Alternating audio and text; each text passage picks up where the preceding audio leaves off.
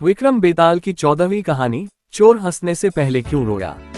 एक बार फिर राजा विक्रमादित्य बेताल को पेड़ से उतारकर कंधे पर लादकर योगी की ओर बढ़ने लगता है।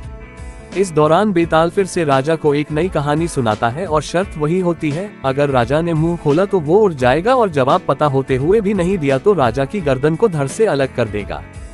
बेताल राजा को सुनाता है, बहुत साल पहले अयोध्या नगरी में वीरकेतु नाम का एक राजा राज करता था।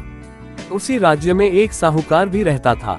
धनी साहूकार का नाम था रत्नदत्त। उसकी एक ही सुंदर सी बेटी थी रत्नावती। रत्नावती के लिए कई रिश्ते आए, लेकिन उसने किसी से भी शादी करने के लिए हाँ नहीं की। इस वजह से उसके पिता काफी परेशान थे। रत्नावती को सिर्फ सुंदर और धनवान नहीं बल्कि बुद्धिमान और बलवान वर चाहिए था। एक और रत्नावती के पिता अपनी बेटी से परेशान थे। दूसरी ओर नगर में चोरी शुरू होने लगी थी, जिस वजह से रत्नदत्त को हर समय ये डर सताता था कि कहीं उसके घर से चोर सारा धन न लेकर चला जाए। इसी बीच रत्नावती की मुलाकात उस चोर से हो जाती है।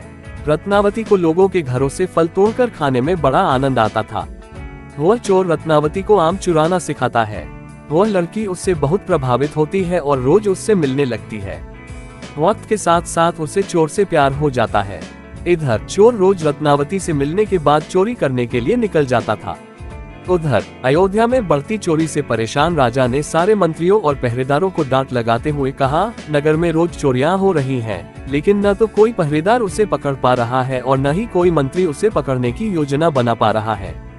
इसके बाद राजा ने खुद चोर को पकड़ने का फैसला लिया। चोर को पकड़ने के लिए राजा रोज रात को नगर में घूमने लगे। एक दिन राजा ने रात में किसी को घर में कूदते हुए देखा। राजा को शक हुआ तो वह भी उसके पीछे चल पड़े। जैसे ही राजा वहां पहुंचे तो चोर उन्हें देखकर कहने लगा, अरे मुझे तो लगता था कि यहाँ मैं ही एक चोर हूँ। तुम भी चोरी के इरादे से यहाँ आए हो। राजा कुछ भी नहीं कहते। इसके बाद चोर कहता है, तुम भी चोरी के इरादे से आए हो और मैं भी, तो तुम्हें मुझसे डरने की जरूरत नहीं है। तुम एक तरह से मेरे मित्र हो। इसके बाद चोर राजा वीरकेतु को अपने घर चलने का निमंत्रण देता है। चोर का आग्रह सुनकर राजा उसके साथ चले जाते हैं। चोर उन्हें अपनी गुफा में ले जाता है, जहां उसने सारा चोरी का धन छिपा रखा था। राजा वीरकेतु इतना सारा धन और गुफा में मौजूद सुख सुविधाओं को देखकर हैरान रह गए। कुछ देर बाद राजा ने चोर से पूछा, तुमने इतना सारा धन इकट्ठा कर रखा है, तुम्हें चोरी करते हुए डर नहीं लगता? चोर जोर से हंसकर कहता है, राजा की सेना में कोई भी साहसी नहीं है और न ही वो अपने काम को ईमानदारी कर रहे हैं। अगर एक व्यक्ति भी अपना कार्य ईमानदारी से करता तो इतना मुश्किल नहीं होता मुझे पकड़ना। एक चोर राजा की पूरी सेना पर भारी पड़ गया है, वहाँ कोई योद्धा ही नहीं है। ये सुनते ही राजा ने अपनी तलवार निकाली और चोर से युद्ध करके उसे अपना बंदी बना लिया। चोर हैरान रह गया। उसे कुछ देर बाद समझ आया कि इतनी देर से राजा भेष बदलकर उसके साथ थे। राजा वीरकेतु उसे अपने साथ राजमहल ले जाते हैं और फांसी पर चढ़ाने की सजा सुना देते हैं। जैसे ही इस बात का ऐलान होता है कि चोर पकड़ा गया और उसे फांसी होने वाली है, तो रत्नावती परेशान हो जाती है।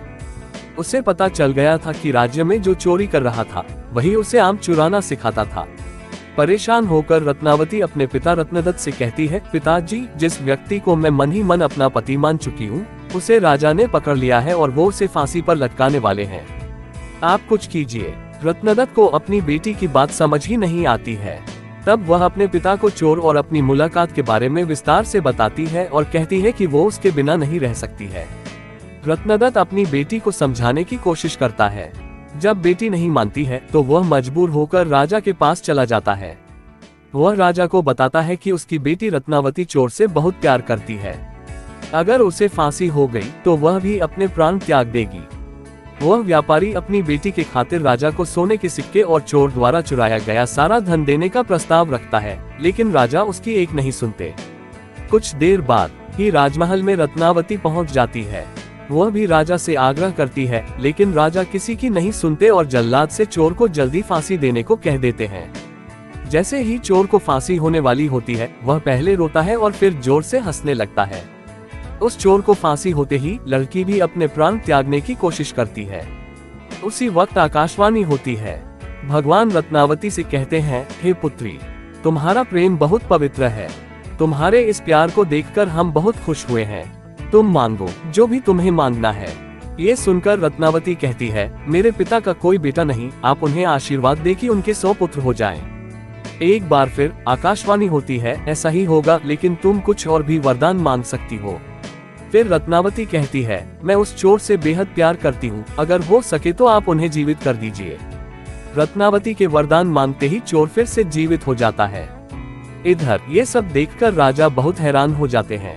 उधर चोर जीवित होने के बाद एक बार फिर रोता है और फिर जोर जोर से हंसने लगता है। इसी दौरान राजा चोर को कहते हैं, अगर तुम सही रास्ते पर चलने का वचन देते हो तो मैं तुम्हें राज्य का सेनापति घोषित करने को तैयार हूँ। चोर खुशी खुशी हाँ कर देता है। इतनी कहानी सुनाते ही बेताल चुप हो जाता है। फिर विक्रमादित्य से पूछता है, हे राजन, बताओ वह चोर फांसी चढ़ते समय और जीवित होने के बाद क्यों पहले रोया और फिर हंसने लगा। राजा ने जवाब दिया, सुन बेताल, चोर को दुख इस बात का हुआ कि उसने जीवन में सिर्फ चोरी ही की, इसके बाद भी इतनी सुंदर लड़की उसके लिए मरने के लिए तैयार है। फिर हंसा इसलिए क्योंकि उसने सोचा, एक ऐसी लड़की जिससे राजकुमार भी शादी करना चाहते थे, उसे प्यार भी हुआ तो एक चोर से। दोबारा जिंदा होने के बाद वो नया जीवन मिलने पर रोया और खुश भगवान के खेल को देखकर हुआ। एक बार फिर सही जवाब मिलने के बाद बेताल उड़कर पेड़ से जा लटका। कहानी से सीख। पहली सीख यह मिलती है कि प्यार में बड़ी ताकत होती है। सच्चाई और मेहनत की राह अपनाकर अपने पिछले बुरे कर्मों को हराया जा सकता है। दूसरी सीख यह है कि जीवन में सही व्यक्ति को चुनने से कई परेशानियों से बचा जा सकता है।